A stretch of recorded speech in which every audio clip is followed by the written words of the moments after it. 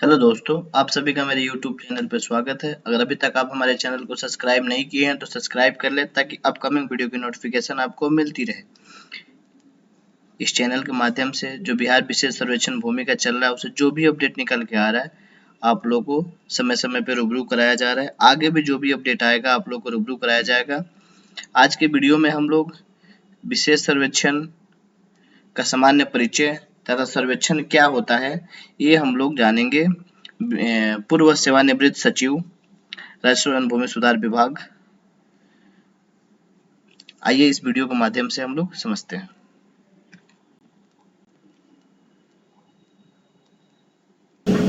मैं विनोद कुमार झा राजस्व एवं भूमि सुधार विभाग से सेवानिवृत्त अपर सचिव, वर्तमान में सदस्य भूदान भूमि वितरण जांच आयोग के रूप में कार्यरत हूँ। भू सर्वेक्षण एवं बंदोबस्त से संबंधित इस प्रशिक्षण सत्र में मुझे आमंत्रित किया गया है। सबसे पहले मैं यह बतलाना चाहूँगा कि भारतीय संविधान के सप्तम सूची में के क्रमांक 18 और 45 पर में भूमि से संबंधित जो भी मैटर्स हैं, भूमि प्रबंधन से संबंधित, उसको राज्य सूची में रखा गया है। और यही कारण है कि भूमि से रिलेटेड जितने भूमि के प्रबंधन से संबंधित जितने भी नियम और नियमावली हैं, जितने भी अधिनियम और नियमावली हैं, वे सभी के सभी राज्य सरकार के द्वारा बनाए गए हैं। मतलब यहाँ के विधानसभा विधान परिषद द्वारा पारित है, यहाँ के कैबिनेट के द्वारा पारित है। इसी प्रकार आप देखेंगे कि बिहार टेनेंसी एक्ट है, Bihar privilege persons home state tenancy act है, बिहार लैंड रिफॉर्म्स एक्ट है, बिहार कंसोलिडेशन एक्ट है, लैंड सीलिंग एक्ट है, जो जितने भी एक्ट हैं, भूदान एक्ट है और क्या सर्वे सेटलमेंट एक्ट है, ये सभी के सभी राज्य सरकार के द्वारा ये सभी एक्ट में मतलब क्या कहते हैं इसका निर्माण किया गया। प्लस इसमें संशोधन भी आवश्यकता अनुसार राज्य सरकार के द्वारा किया जाता है, राजस्व एवं भूमि सुधार विभाग के द्वारा किया जाता है। सर्वे और सर्वे सेटलमेंट का काम अधिनियम 2011 और नियमावली 2012 के प्रभाव में आने के पूर्व बिहार टेनेंसी एक्ट 1885 का चैप्टर 10 का सेक्शन 101 से लेके 115 में भी जितने भी प्रावधान डाले गए हैं वे सभी भू सर्वेक्षण एवं बंदोबस्त से संबंधित हैं। उसकी मैं थोड़ी सी चर्चा कर देना चाहूँगा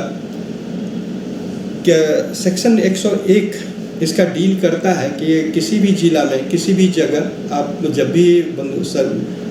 भू सर्वेक्षण का कार्य प्रारंभ किया जाए तो उसके लिए बिहार सरकार के द्वारा अधिसूचना निर्गत की जाएगी। वह सेक्शन 101 बिहार टेनेंसी एक्ट का सेक्शन 101 के तहत यह अधिसूचना निर्गत होती है।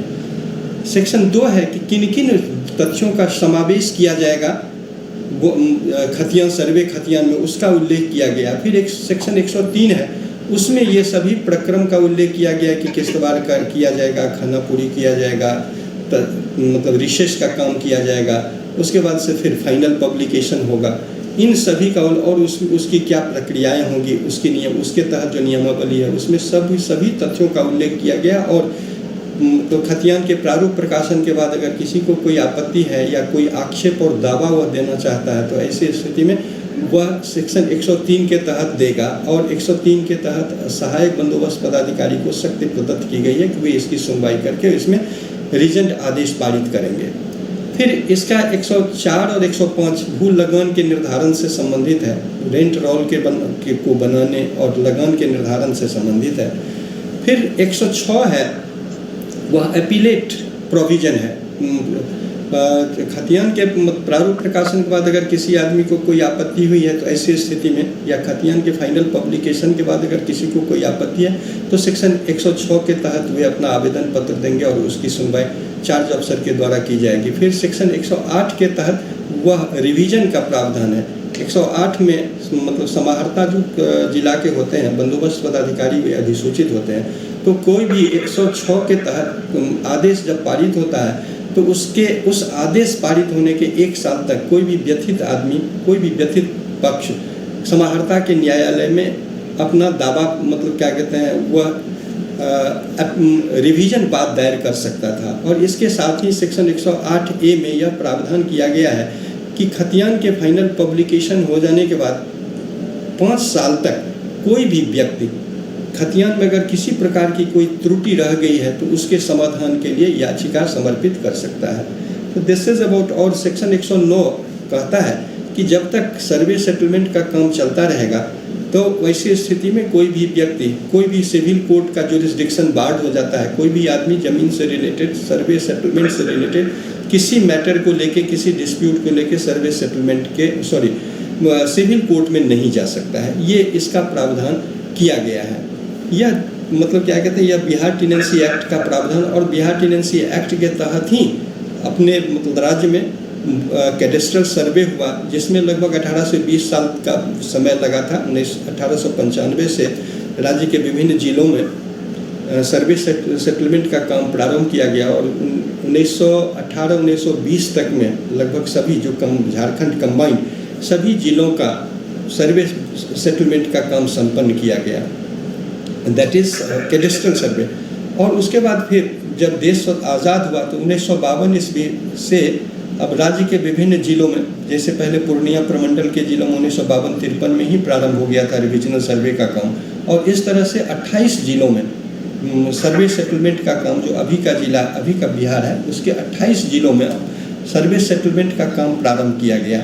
Revisional, that is called revisional survey. लेकिन 16 जिलों में ही वह खतियान फाइनली पब्लिश हुआ, शेष जिलों का खतियान फाइनली पब्लिश नहीं हो सका। उदाहरण के लिए पटना में ही सर्वे सेटलमेंट, पटना जिला का सर्वे सेटलमेंट का काम संपादित किया गया, लेकिन खतियान यहाँ का नोट फाइनल है, मीनिंग देयर बाय कि इस खतियान के आधार पर में कोई भी राजस्व से संबंधित कार्य का संपादन नहीं किया जाता है। किसी भी आदेश का पारित नहीं किया जा सकता है इस खतियान के आधार पर में। रिविजनल सर का जो खतियान बना है पटना जिला के, उसके आधार पर में। और जिन कुछ ऐसे भी ज़िले रह गए जैसे दरभंगा है, मधुबनी है, समस्तीपुर है, या और अन्य भी ज़िले हैं जहाँ रिविजनल सर्वे में खतियान फाइनली पब्लिश हो गया। फाइनली पब्लिश हो जाने का मतलब यही है कि कैडेस्ट्रल सर्वे का खतियान अप्रभावी हो गया, लेकिन आज भी कैडेस्ट्रल सर्वे के खतियान के आधार पर में जो जमाबंदी पंजी बनी थी, उसी के आधार पर में दरभंगा, मधुबनी, समस्तीपुर और एवं कुछ अन्य जिलों में रेवेन्यू राजस्व से संबंधित कार्यों का संपादन किया जा रहा है। अब हम अभी मतलब क्या जो ये सभी जो कैडेस्ट्रल सर्वे और रिविजनल सर्वे, ये सभी के सभी कार्य बिहार टेनेंसी एक्ट में जो सर्वे सेटलमेंट का प्रावधान किया गया है उसी के तहत हम लोगों ने संपादित किया है। अब हम थोड़ा सा जिक्र करेंगे, अभी हम लोग का जो सर्वे सेटलमेंट है 2011 में special survey and settlement act आया, और उसकी नियमावली 2012 में उसकी नियमावली आई।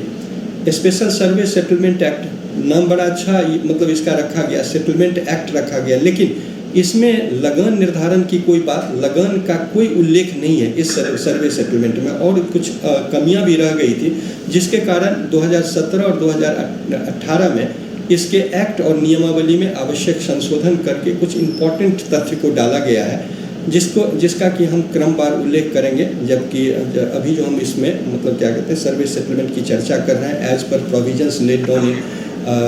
स्पेशल सर्वे सेटलमेंट एक्ट और रूल्स, उसी के तहत जब चर्चा करेंगे तो उसमें हम उन विषयों को भी चर्चा करेंगे जो कि अमेंडमेंट के तहत हम लोगों ने उसमें इनकॉर्पोरेट किया है। अब सर्वे सेटलमेंट का काम मुख्यतः 4 मतलब क्या कहते हैं भाग में विभक्त करके किया जाता है। इसका जो जैसे किसी भी एक्ट के सेक्शन 1 में यह उल्लेख किया रहता है कि यह जो एक्ट है वह किस भूभाग में ऑपरेटिव होगा। तो लाइकवाइज यह जो हम लोगों का 2011 का सर्वे settlement special survey settlement act है वह बिहार के सीमा क्षेत्र, बिहार राज्य के सीमा क्षेत्र में प्रभावी होगा, ये इसका उल्लेख किया गया है। सेक्शन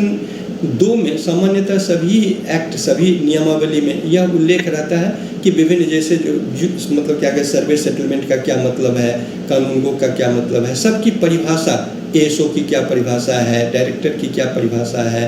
इन सभी की परिभाषा उसमें डाला रहता है। तो इसी तरह अन्य एक्ट में जो जिससे दाखिल खारिज का एक्ट है तो उसमें अलग दाखिल खारिज का परिभाषा, सीओ का परिभाषा, अलग अलग अंचल निरीक्षक का परिभाषा, राजस्व कर्मचारी का परिभाषा, इस ढंग से परिभाषित किया जाता है। तो लाइकवाइज हम लोगों का जो स्पेशल सर्वे सेटलमेंट एक्ट है इसका सेक्शन 2 में परिभाषाओं का उल्लेख किया गया। अब सेक्शन 3 है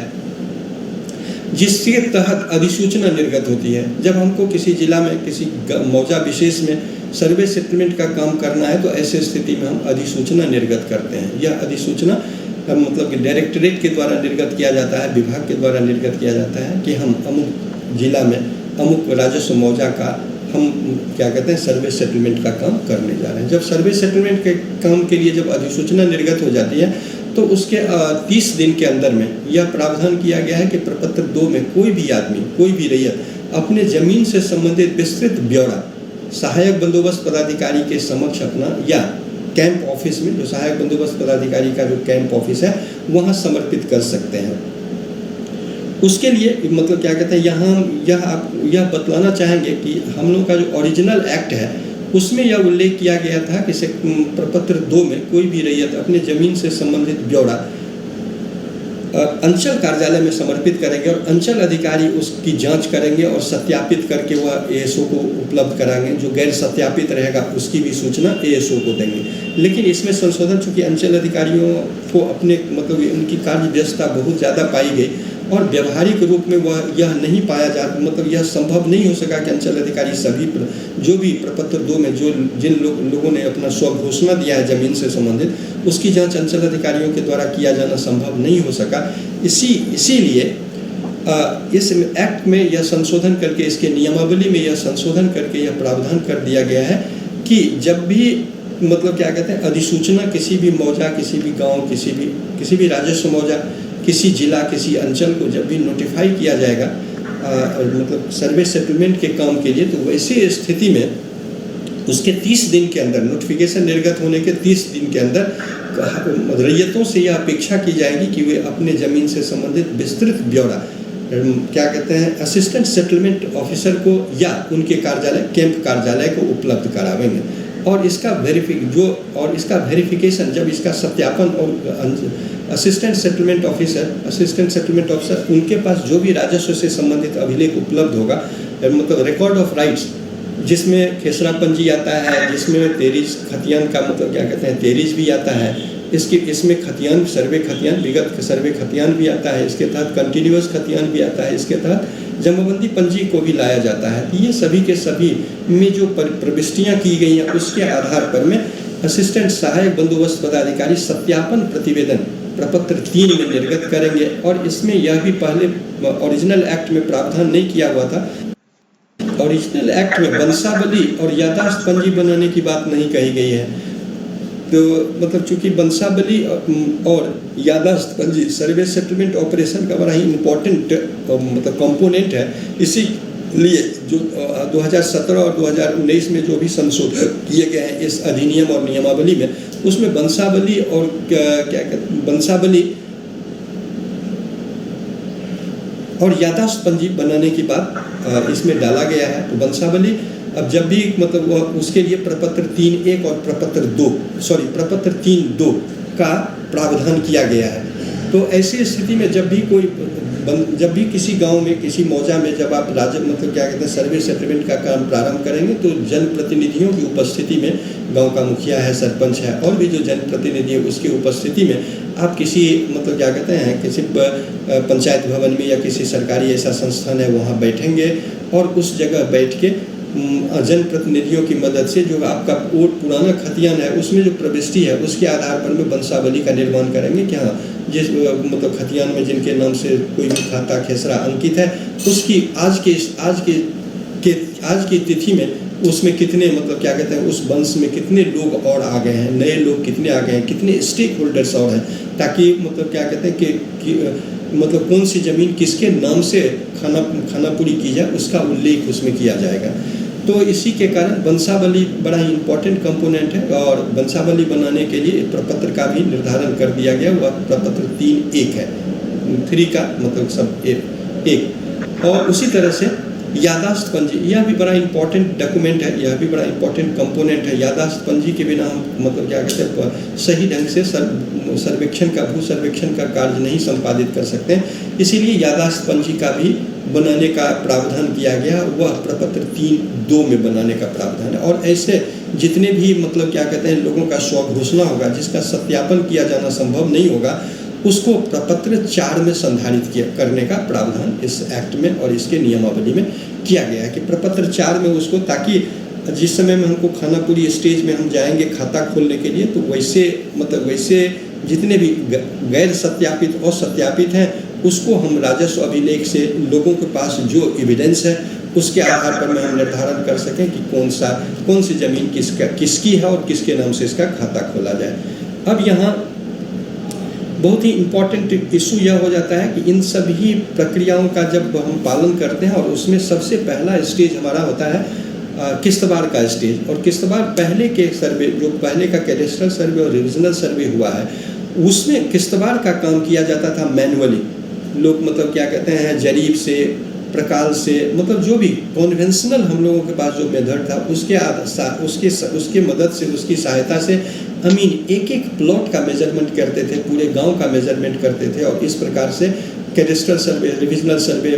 में जो नक्शा का तैयार किया जाता था उसका फिर मिलान कैडेस्ट्रल सर्वे के नक्शा से किया जाता था, ताकि पूरे गांव का जो रकबा है वह इंटैक्ट रहे। यहाँ एक चीज़ और भी हम बताना चाहेंगे कि चूँकि कन्वेंशनल जो भी हम लोगों के पास में मेथड था उसके आधार पर हम लोग करते थे, तो इसमें बड़ा एक इम्पॉर्टेंट है कि 20 कड़ी तक का, क्या कहते हैं, जरीब से जब मापी की जाती थी तो उसमें 20 कड़ी तक का एरर का प्रावधान किया गया था। 20 कड़ी पूरे गांव में अगर हम मापी करते हैं तो ऐसी स्थिति में प्लस या माइनस हो सकता है किसी भी गांव में। लेकिन अब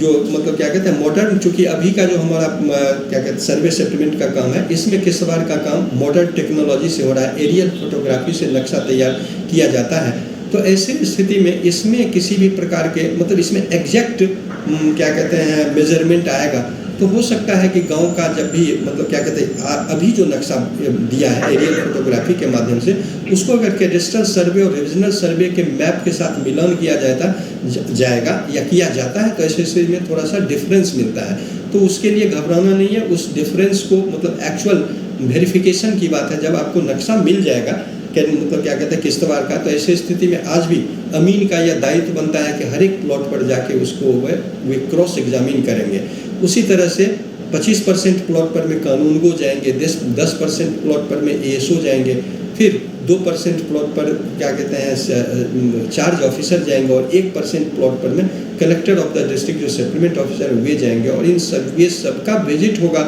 और ऐसे स्थिति में क्या कहते हैं क्रॉस वेरिफिकेशन के द्वारा हम आज का जो नक्शा हमको मिला है उसको हमको कैडेस्ट्रल सर्वे और रिविजनल सर्वे के नक्शा में हम देखेंगे कि जो भी किसी मौजा का रकबा है वह रकबा इसमें आता है कि नहीं। अगर रकबा में भिन्नता होगी तो एक क्या कहते हैं 2 या 2 से जो कंटिन्यूअस विलेजेज है उसके भी क्या कहते हैं मैप की मदद लेके और रकबा का मिलान करेंगे। और अगर हमारा रकबा मिल जाता है तो ऐसी स्थिति में हम फिर उसके बाद इसमें आगे की कार्रवाई करेंगे। और इसमें एक मोन्यूमेंटेशन की बात है कि जब भविष्य में मेजरमेंट की ज़रूरत होगी तो कौन कौन सा मुस्तकिल कायम करने की बात की मोन्यूमेंटेशन का काम इस में किया जाता है। मोर ओवर कोऑर्डिनेट्स जो होता है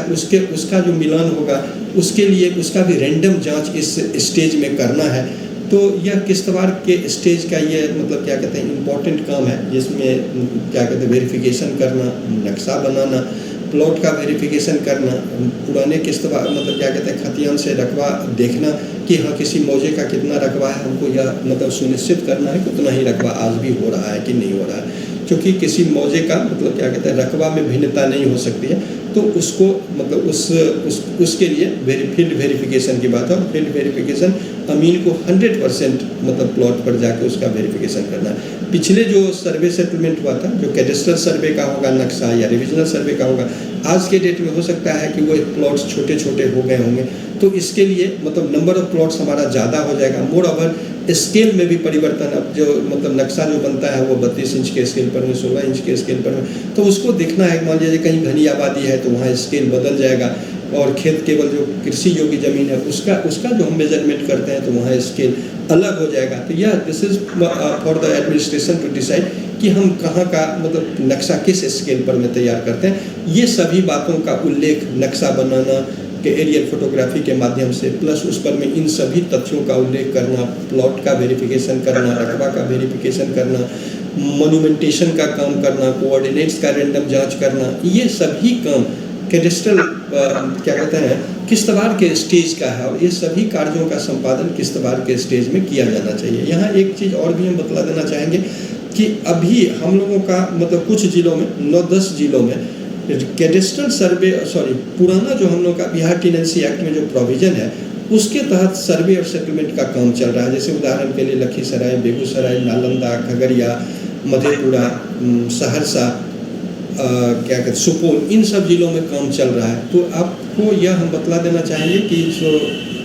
हमारे एक्ट और नियमावली में जो अभी का जो हम लोगों का एक्ट है और नियमावली है, special survey and settlement act और नियमावली, इसमें स्पष्ट प्रावधान यह कर दिया गया है कि जो पुराने जो सर्वे सेटलमेंट, पुराने एक्ट के तहत जो सर्वे सेटलमेंट का काम किया जा रहा था उसको हम मतलब क्या कहते हैं रीऑर्गेनाइज कर सकते हैं इस एक्ट के तहत। और जितना भी काम हुआ है उसको दो बात हो सकती है कि हम अगर चाहें तो उसको समाप्त भी कर सकते हैं, मतलब हम नए सिरे से काम करें,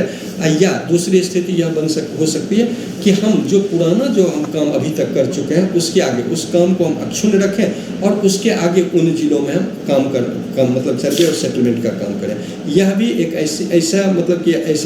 ऐसा बिंदु है जिस पर में डायरेक्टरेट और विभाग को निर्णय लेना होगा कि हाँ अभी तक हमने जो बेगूसराय में काम कर लिया उसके आगे काम करें या नए सिरे से बेगूसराय जिला में हम सर्वे सेटलमेंट का काम प्रारंभ करें, या ऐसे अन्य जिला जहां हमारा कुछ काम हुआ है। बहुत जिला में बहुत जैसे मतलब क्या कहते हैं नालंदा जिला में तो कुछ मौजे का फाइनल पब्लिकेशन भी हो चुका है। तो ऐसे स्थिति में जहां तक हम काम कर चुके हैं उसके आगे काम करें तो बहुत अच्छा है। मानव बल का बचत होगा, साधन का बचत होगा, प्लस काम एक्सपेडाइट होगा।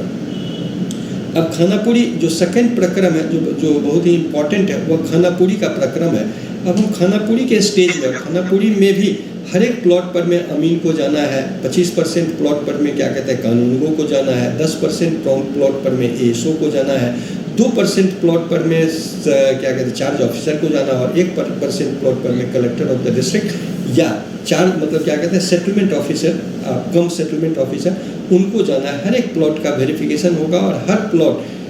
को मतलब क्या कहते हैं हर प्लॉट पर में जब आप अमीन जाएंगे, जब पदाधिकारी एएसओ जाएंगे, कानून को जाएंगे, तो ऐसे स्थिति में लोग अपने पेपर्स के साथ वहाँ उपस्थित होंगे और वहाँ जो भी अब यहाँ यादाश्त पंजी का बड़ा इम्पोर्टेंट रोल हो जाता है कि हर एक प्लॉट पर में जो रैयत हो सकता है किसी प्लॉट का रैयत उपस्थित नहीं होगा जब आप जांच के लिए जाएंगे, तो उसका भी उल्लेख यादाश्त पंजी में किया जाएगा कि किसी प्लॉट पर में रैयत जो जिस प्लॉट पर रैयत नहीं उपस्थित हुए तो उसका उल्लेख यादाश्त पंजी में कर दिया जाएगा। और दूसरी बात कि जिस प्लॉट पर में रैयत उपस्थित होता है जो भी वह कागजात दिखलाता है, वह हो सकता है पुराना खतियान की कॉपी दिखलावेगा, हो सकता है वह मतलब क्या कहते हैं जमाबंदी पंजी की प्रति दिखलावेगा, हो सकता है वह लगन रसीद दिखलावेगा, हो सकता है वह किसी कोर्ट का ऑर्डर दिखलावेगा, हो सकता है वह चकबंदी से रिलेटेड कागजात दिखलावेगा। जो भी कागजात वह मतलब क्या कहते हैं लेकर आपको दिखलाता है, उसके आधार पर में निर्णय करना है कि खानापुरी में कौन से प्लॉट का मतलब क्या कहते हैं खानापुरी